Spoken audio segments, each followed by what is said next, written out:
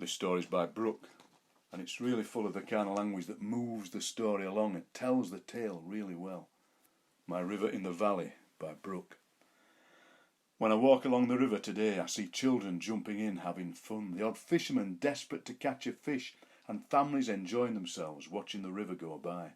However, when I was a boy it was different. The river was our livelihood. We played, ate and lived alongside the river. During the war, we'd mimic famous battles on horseback, thundering through the valley, generally causing trouble to our neighbours, while the river crashed by alongside us, cheering us on. The river was our lifeblood, our relief to the war. One day it all changed. Towards the very end of May there was a terrible storm. My mother kept us in the house, and we all crouched round the blazing fireplace as the tumults of rain pattered on the roof and the wind howled violently against the windows, making them clatter against their frames. I tried to sleep but gave up because of the horrendous noise. When dawn came, it was like a different world. It was bright and the sun smiled over the valley and birds chirped happily as they swept through the clear blue sky. I rushed to the centre of the village where all my friends were sat recalling their vivid experiences.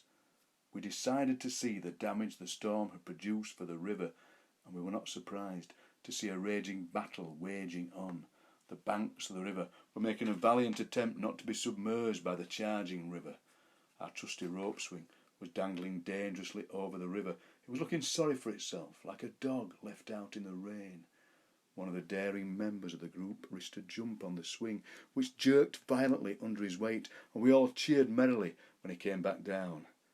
After we saw our friend see success, we all wanted a taste of his glory, and there was a scrum for a turn.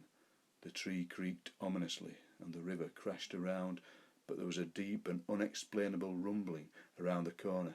I stared, because fear was enclosing me just like the waves. I screamed a cry of warning from my friends as the rippling, rushing mass of water chased us down. We dived for the trees as it passed and stomped down the valley. As the last dregs of the wave trickled slowly downwards, we jumped out the trees and stood there in a shocked silence. We felt betrayed.